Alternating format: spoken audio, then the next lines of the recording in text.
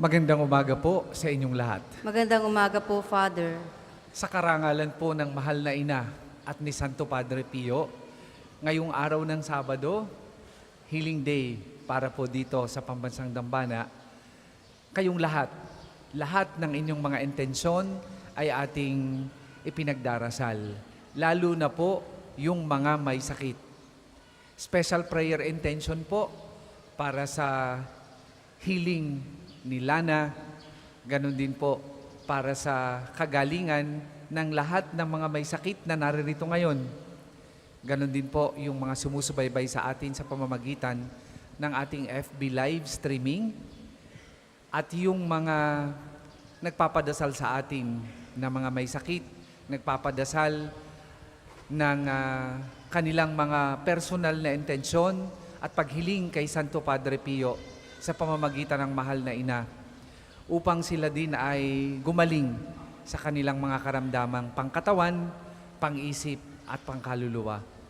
Sama-sama po tayong magtiwala sa misang ito sa Panginoon na handang duminig sa ating mga pakiusap at panalangin sa pamamagitan ng mahal na ina at ni Santo Padre Pio. Simulan natin ang pagdiriwang sa ngalan ng Ama at ng Anak at ng Espiritu Santo. Amen. Sumainyo ang Panginoon. At sumainyo rin. Mga kapatid,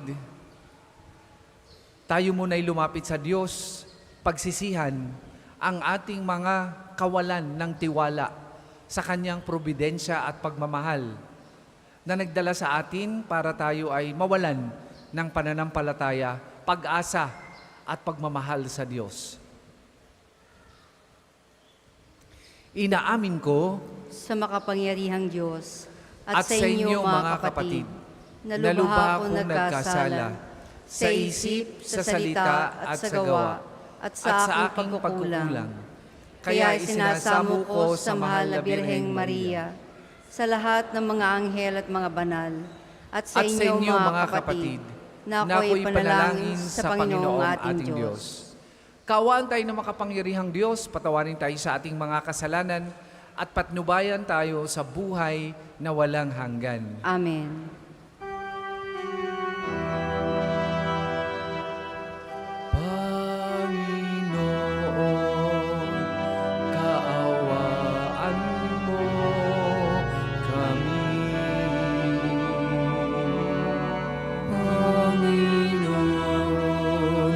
Panginoon, kaawaan mo kami.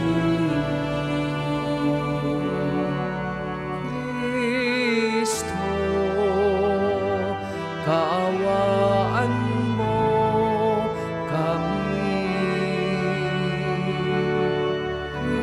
Kristo, kaawaan mo kami.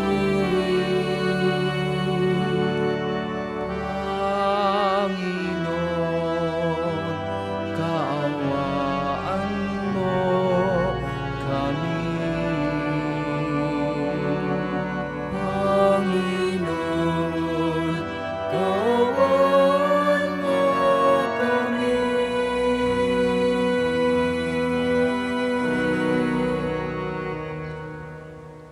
Manalangin tayo. Ama naming makapangyarihan, lakas ka ng mga walang inaasahan kundi ikaw. Ang pagluhog namin ay iyong pagbigyan, sapagkat kami mga tao lamang, napawang mahihina kapag iyong iniwanan. Kaya naman kami lagi mong tulungan, upang sa pagtupad ng iyong mga kautusan, ikaw ay aming mabigyang kasiyahan sa aming iniisip at ginagawa araw-araw, sa pamamagitan ni Jesucristo kasama ng Espiritu Santo, magpasawalang hanggan. Amen.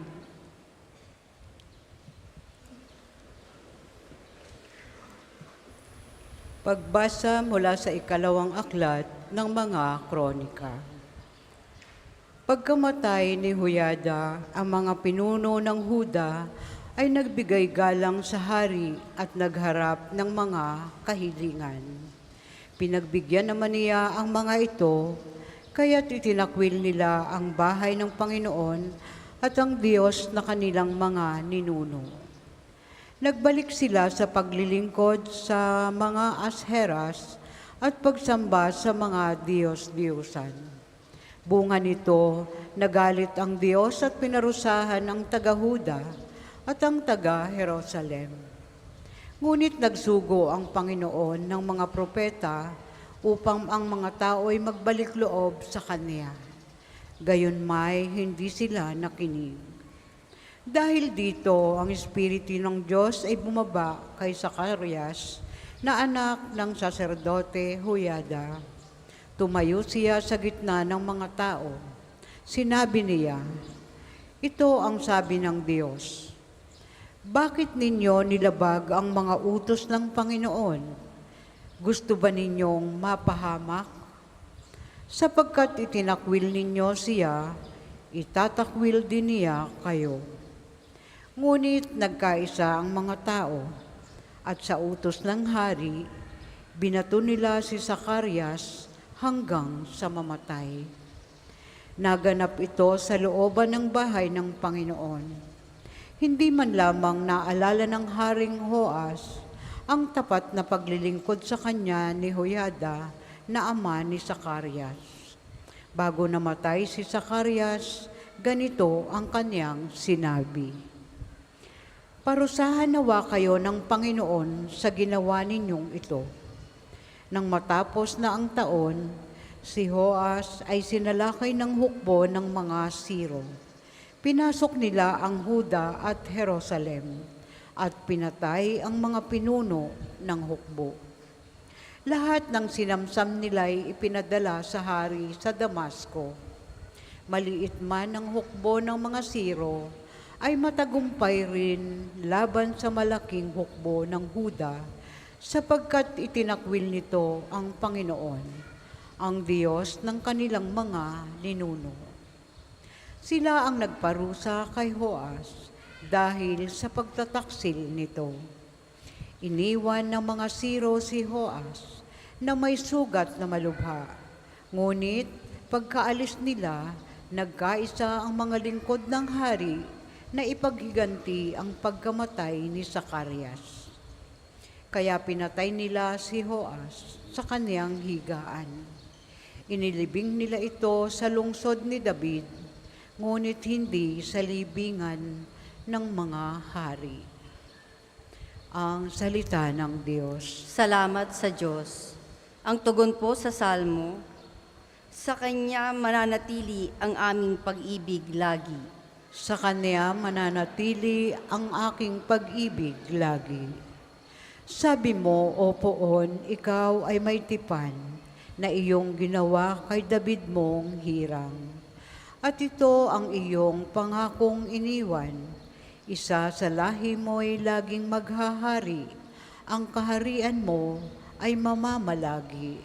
Sa Kanya mananatili ang aking pag-ibig lagi.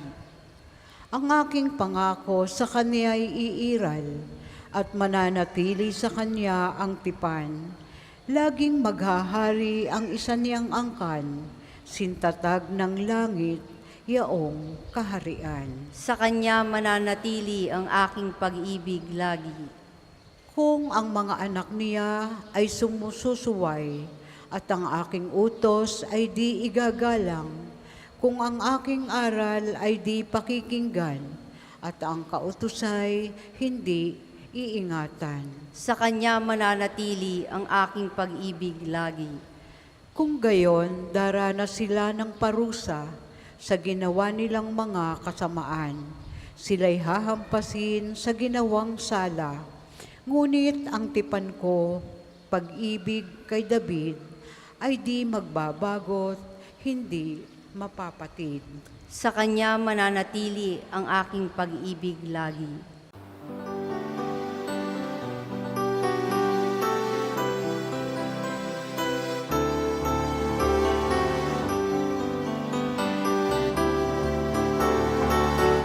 Alleluia, alleluia, alleluia, alleluia, alleluia, alleluia, alleluia.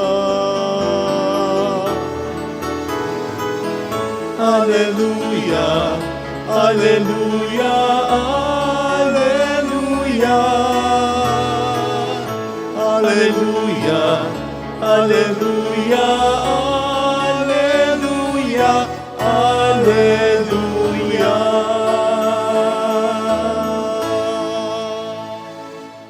Sumainyo ang Panginoon. At sumainyo rin. Ang mabuting balita ng Panginoon ayon kay San Mateo. Papuri sa iyo, Panginoon.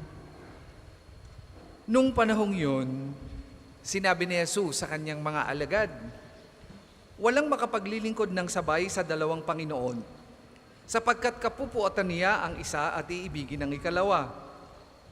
Paglilingkuran ng tapat ang isa at hahamakin ang ikalawa. Hindi kayo makapaglilingkod ng sabay sa Diyos at sa kayamanan. Kaya't sinasabi ko sa inyo, huwag kayong mabagabag tungkol sa pagkain at iinumin na kailangan ninyo upang mabuhay, o tungkol sa damit na kailangan ng inyong katawan. Hindi ba't ang buhay ay higit na mahalaga kaysa pagkain at ang katawan kaysa pananamit? Masdan ninyo ang mga ibon. Hindi sila naghahasik ni nag-aani o kaya'y nagtitipon sa bangan. Gayunman pinakakain sila ng inyong amang nasa langit.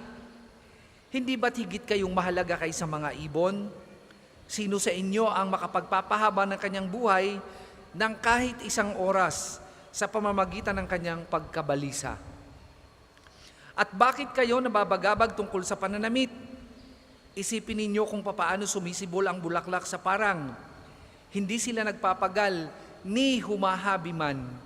Ngunit ito ang sasabihin ko sa inyo, maging si Solomon ay hindi nakapagsuot ng kasing ganda ng isa sa mga bulaklak na ito, bagamat napakariringal ang mga damit niya. Kung ang mga damo sa kabukiran, na buhay ngayon at kinabukas ay iginagatong sa kalan, ay dinaramdaman ng Diyos, kayo pa kaya? Kay liit ng pananalig ninyo sa Kanya, kaya huwag kayong mabalisa tungkol sa inyong kakainin, iinumin o daramtin, sapagkat ang mga bagay na ito ang kinahuhumalingan ng mga taong walang pananalig. Alam ng inyong amang nasa langit na kailangan ninyo ang lahat ng ito, ngunit pag sumikapan ninyo ng higit sa lahat ang pagharian kayo ng Diyos at mamuhay ng ayon sa Kanyang kalooban, at ipagkakaloob niya ang lahat ng kailangan ninyo. Kaya huwag ninyong ikabahala ang para sa araw ng bukas, saka na ninyo harapin kapag ito'y dumating. Sapat na sa bawat araw ang kanyang mga suliranin.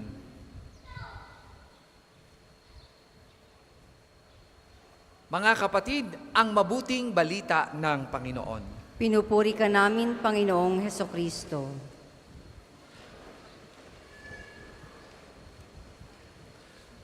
Bago ko po ako magpahayag at magbahagi ng naging pagninilay ko sa mabuting balita ngayong umagang ito, nais ko muna po kayong i-welcome lahat ng naririto ngayon sa Pambansang Dambana na alam natin na galing pa sa iba't ibang lugar dito sa Pilipinas, and probably meron din na galing pa sa ibang bansa. Welcome po sa Pambansang Dambana. Ganon din po, nais ko pong ipahayag ang ating pasasalamat at pagbati rin sa kahapon sa nag-donate po ng ilang bahagi ng ating pagsusulisit para po sa chair sa ating Divine Mercy, ang Tita Pilar Malapad at ang Tita Ase ng San Jose, Batangas. Nagsadya po pa po sila dito para at ang kanyang kasamang pamangkin, no? At ilan pang mga kasamahan na nakikinig sa atin at sumusubaybay sa pamamagitan po ng Archdiocesan Evangelization Radio. Ngayong umagang ito, marami pong salamat sa inyong tulong. Malaking bagay po ito para sa mas maayos na paghahanda natin para po sa darating na kapistahan ni Santo Padre Pio. Bilang tao, madami tayong mga daladalang alalahanin sa buhay. Hindi po ako katulad ni Padre Pio na nakakabasa ng laman ng inyong isip at puso. Pero pag tiningnan ko isa-isa ang inyong mga mata, ang inyong posture, at ang larawan ng inyong mukha, masasabi kong marami sa atin naririto ngayon ay maraming daladalang pains, anxieties, and worries sa buhay.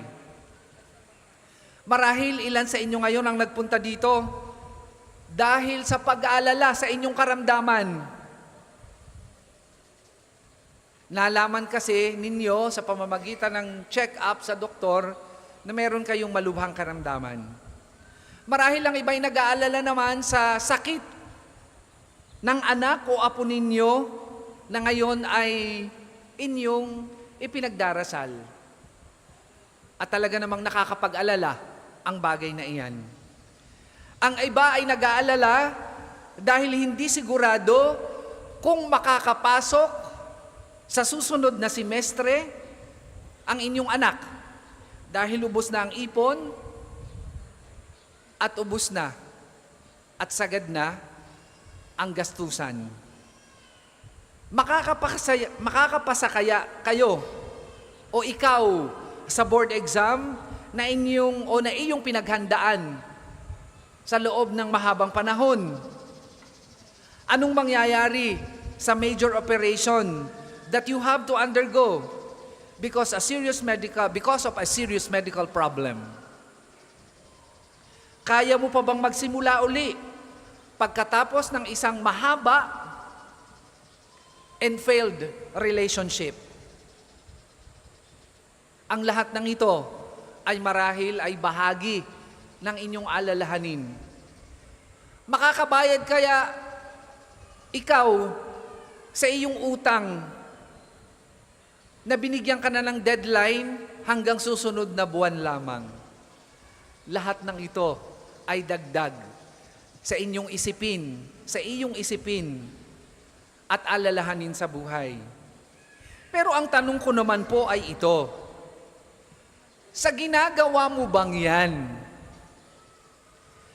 nag-aalala, nagwo-worry, nakatulong ba yan para masolusyonan ang iyong ipinag-aalala? Nabawasan ba ang iyong utang dahil nag-alala ka? Gumaling ka ba sa iyong sakit dahil nag-alala ka? Nagkapera ka ba dahil sa pag-aalala mo na baka walang pang tuition sa susunod na semester ang iyong anak?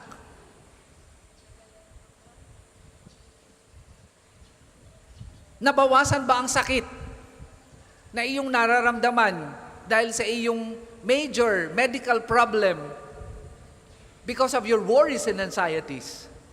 Di ba hindi? Walang naitulong ang pag-aalala sa inyo, sa inyong problema o sa inyong struggle ngayong mga panahon na ito. Kung hindi man isa po ang sigurado ko, na ito'y dumagdag pa sa inyong hirap at sakit. Ibig sabihin, ang nagpadagdag ng bigat ng ating dinadala ay yung ating pag-aalala.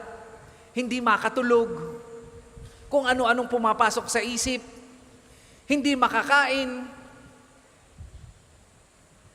laging walang focus kapag kinakausap, nade-depress because of your too much worrying. Walang naitulong ang pag-aalala, hindi po ba? Alam yan po ng ating Panginoong Hesus, o ang bagay na yan ay alam ng ating Panginoong Hesus. Alam niya na ang pag-aalala ay walang maidudulot na maganda sa ating buhay. Kung kaya nga yan ang paalaala sa atin ng ating mabuting balita, kung nanamnamin natin ang kanyang sinasabi at ilalapat natin sa ating lengguwahe o lengguwaheng kolokyal, sinasabi sa atin ng Panginoong, ano ka ba naman?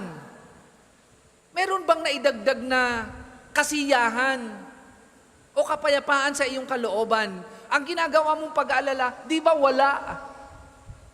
Lalo pang dumagdag at lalo pang nagpalala ng inyong karamdaman o ng inyong daladalang bigat sa buhay.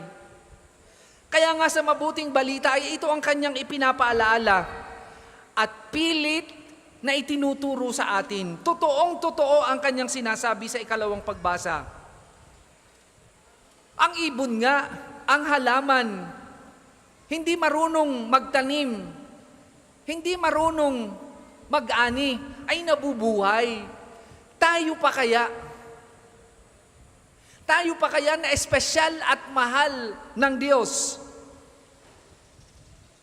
Tayo pa kayang tao na nilikha niyang espesyal, na nilikha ng kanyang nilikha bilang katulad at kawangis niya, ang kanyang pabayaan. Yan ang kanyang sinasabi. Ang kailangan lamang natin ay tiwala and to be content with what we have. Ang problema kasi natin mga kapatid, kung minsan, wala naman talaga tayong dapat ipag-alala. Ang problema, ang pag-alala ay bunga ng pagiging nating hindi satisfied sa kung ano ang ibinigay ng Diyos. Dinadagdagan natin. Ang ibigay ng Diyos, ang ibinigay ng Diyos sa atin ay mahigit na lampas sa kalahati ng isang basong tubig. Gusto pa nating hingin ay yung puno, liglig at umaawas. At dahil doon, sa ating kawalang kakontentuhan, dumadagdag ang mga worries and anxieties natin sa buhay na kung tutuusin ay hindi naman nakakadagdag ng ating happiness, joy, and peace sa buhay. Because of unsatisfaction, because of too much worry, because of too much preoccupation with non-essential sa buhay.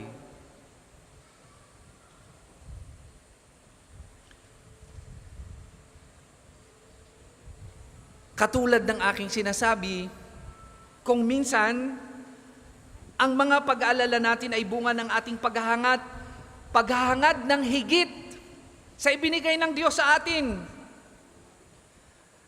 Nagdadagdag kasi tayo ng iba pang needs natin na ang end result ay worries and anxieties.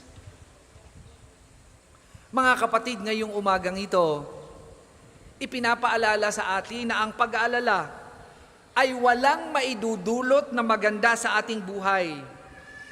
It robs us of our opportunity to enjoy life and be happy. Ang sarap kaya nakasama natin ang ating pamilya. Ang sarap kaya nakasama ng ating mga kaibigan na tumatawa at naghahagalpakan, nagkakape, habang may paboritang isinasawsaw at ini-enjoy lang ang buhay kung anong meron tayo ngayon. At ang pag-alala ay nagnanakaw ng kapayapaan ng ating puso at isip na pwedeng magdala sa atin sa malubhang kalungkutan at karamdaman. Hindi ito nakapagpapalago ng ating pakikipagrelasyon sa ating sarili, sa ating kapwa, at hudyat ito ng kawalan natin ng tiwala at pananampalataya sa Diyos. Kaya nga totoong-totoo mga kapatid, ang sinasabi ni Padre Pio, pray, hope, and do not worry. Kasi kapag tayo'y nananalangin, lagi tayong umaasa. At kapag tayo'y umaasa, kailanman ay hindi tayo mag-aalala. Yun nga lamang, tumitigil na tayo doon sa hope. We pray, we hope. At inaalis natin yung don't and we worry. Tinatanggal natin yung don't na napakahalaga. Sapagkat pag tayo ay nagtitiwala at umaasa, bunga ng pagdarasal, hindi tayo dapat mag-alala. Kasi bumubuo ito ng tiwala sa Diyos. At kung tayo'y nagtitiwala at may pananampalataya sa Diyos, gaano man kadami at kabigat ang pasanin natin sa buhay, hindi kayang lamunin nito ang ating kapayapaan at kasiyahan sa puso dahil sa ating pagtitiwala. Bakit sa halip na tayo ay mag-alala, hindi natin subukang magtiwala at manatiling kalma sa buhay? Kalma lang. Nandyan si Lord. Hindi kayo papabayaan. Huwag nyo nang dagdagan ang mabigat nyo ng sitwasyon sa buhay. Maging masaya tayo palagi. Huwag tayong magpaka-stress. Dahil ito'y makakadagdag ng ating burden na dinadala ngayon. Lagi po tayong maging mapayapa at maging masaya sa ating puso, sa ating pagtitiwala. Sapagkat ang sino mang nagtitiwala ay laging may saya at kapayapaan sa kanyang puso. At hindi lamang ito, sa hindi natin pag-aalala, pinapatunayan natin sa Diyos na tayo ay may tiwala sa Kanya. Dahilan para maging kalugod-lugod tayo sa Diyos. Worry less, pray more, hope more, and trust more. And your life will be more happy and satisfied.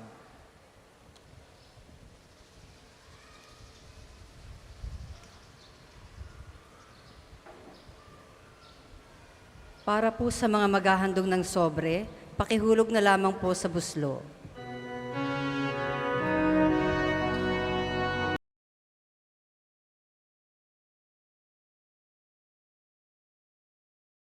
Kunin at tanggapin ang alay na ito,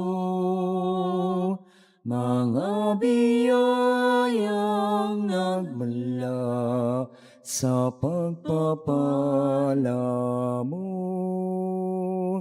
Tanda ng bawat puso pagkat inibig Kapuri-puri ka, Diyos, mo, ka sa salibutan. ngayon nananalig, Mula sa lupa at buwan ng nagmamahal sa'yo. Tanda ng bawat puso, pagkat inibig mo, ngayon nananalig, nagmamahal sa'yo. Kapuri-puri ka, Diyos, sa mga lumikha sa sanlibutan. Sa iyong kagandahang loob narito ang aming may alay. Mula sa katas ng ubas at bunga ng aming paggawa, ang alak nito para may inuming, nagbibigay ng Diyos.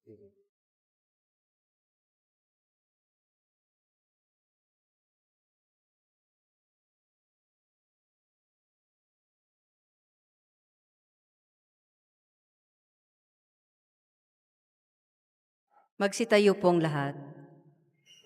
Manalangin kay mga kapatid upang ang paghain natin ay kalugdan ng Diyos amang makapangyarihan. Tanggapin nawa ng Panginoon itong maghahain sa iyong mga kamay, sa kapurihan niya at karangalan, sa ating kapakinabangan at sa buong sambayanan niyang banal. Ama naming lumikha, kami ginawa mong may angking katauhan na dapat pakanin at pangalagaan at iyong dinudulutan ng banal na pakikinabang. Ipagkaloob mong kami huwag magkulang sa mga iniuukol mo sa aming kapakanan. Sa pamamagitan ni Jesucristo kasama ng Espiritu Santo, magpasawalang hanggan. Amen. Sumainyo ang Panginoon. At sumainyo rin. Itaas sa Diyos ang inyong puso at diwa. Itinaas na namin sa Panginoon. Pasalamatan natin ang Panginoong ating Diyos. Marapat na siya ay pasalamatan. Ama naming makapangyarihan, tunay ngang marapat na ikaw ay aming pasalamatan. Bukod mong pinagpalang maging ina ni Jesucristo ang mahal na birheng nagpupuri at nagagalak sa iyo. Ikaw ang gumawa ng tanang dakilang bagay. Ikaw ang lumilingap sa lahat kailanman. Nilingap mo ang mahal na birhen bilang iyong abang alipin, na iyong binigyan ng tungkuling kumalinga sa anak mong manunubos namin. Kaya kaisa ng mga anghel na nagsisiawit ng papuri sa iyo, nang walang humpay sa kalangitan, kami nagbubunyi sa iyong kadakilaan.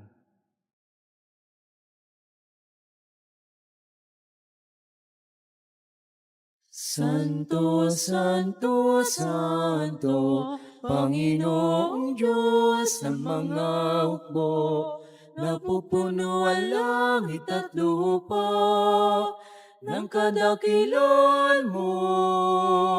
Hosana, Hosana, sa kaitaasan. Pinagpalang na paririto sa ngalan ng Panginoon. Hosana, Hosana, sa kaitaasan.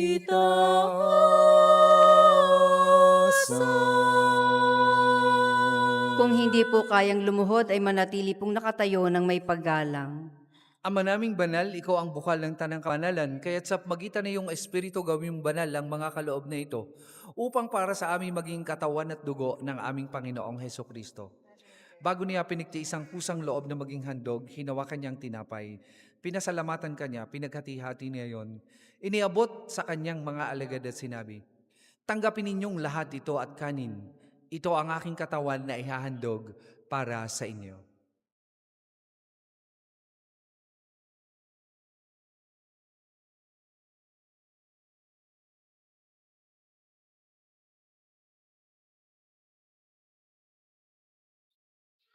Gayun din naman nung matapos ang hapunan, hinawakan niyang kalis, muli kanyang pinasalamatan.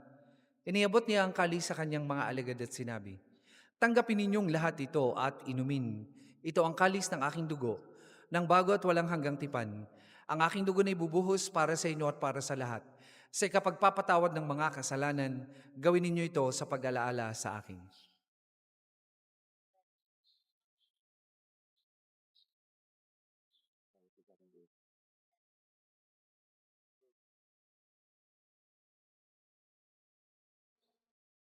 Ipagbunyi natin ang misteryo ng pananampalataya. Si Kristo'y namatay, si Kristo'y nabuhay, si Kristo'y babalik sa wakas ng panahon. Ama, ginagawa namin yan ang pag-alaala sa pagkamatay at muling pagkabuhay ng iyong anak. Kaya tiniaalay namin sa iyong tinapay na nagbibigay buhay at ang kalis na nagkakaloob ng kaligtasan. Kami nagpapasalamat dahil kami iyong minarapat na tumayo sa harap mo para maglingkod sa iyo. Sinasamo namin kami magsasalo-salo sa katawan at dugo ni Kristo ay mabuklod sa pagkakaisa sa pamamagitan ng Espiritu Santo. Alalahanin mo rin ang mga kapatid naming lahimlay nang may pag-asang sila'y muling mabubuhay, gayon din ang lahat ng mga pumanaw. Kaawaan mo sila at patuloyin sa iyong kaliwanagan. Kaawaan mo at pagindapatin kaming lahat na makasalo sa iyong buhay na walang wakas.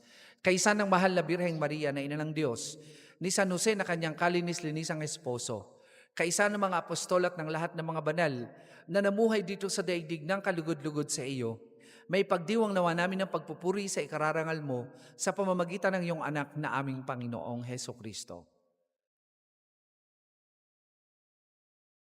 Sa pamamagitan ni Kristo kasama na sa Kanya, ang lahat ng parangal at papuri ay sa iyo.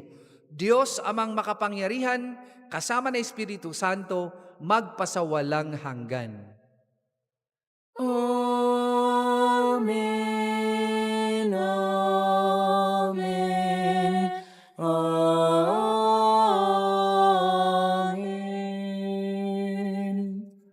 Sa tagubili ng mga nakagagaling na utos at turo ni Jesus na Panginoon natin at Diyos, ipahayag po natin ng lakas loob.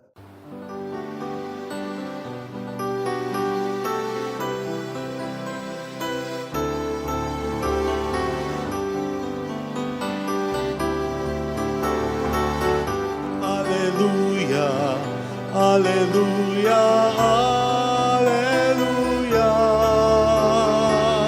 Alleluia, Alleluia, Alleluia, Alleluia. Alleluia, Alleluia, Alleluia, Alleluia, Alleluia, Alleluia, Alleluia.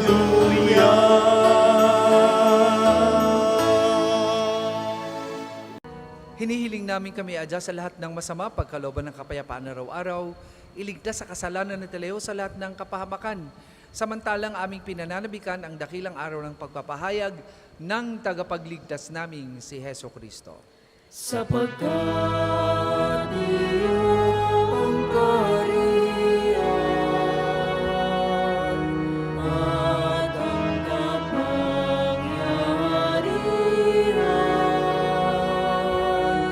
at ang kapurihan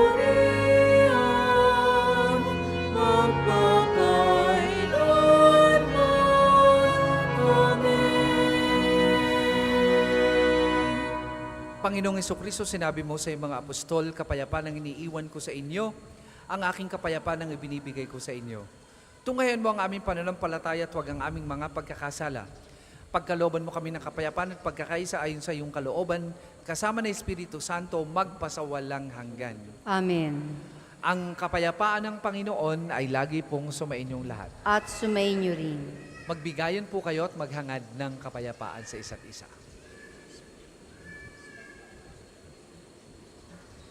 Kordero ng Diyos na nag-aalis sa mga kasalanan ng sanlibutan, maawa ka sa amin. Kordero ng Diyos na nag-aalis sa mga kasalanan ng sanlibutan, maawa ka sa amin.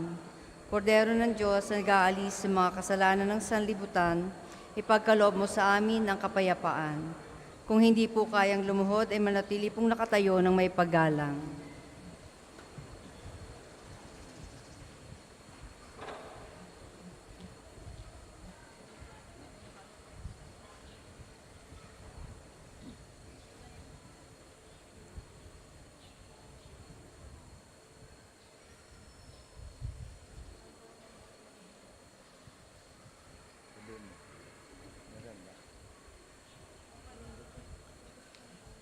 Mga kapatid, dito ang kordero ng Diyos.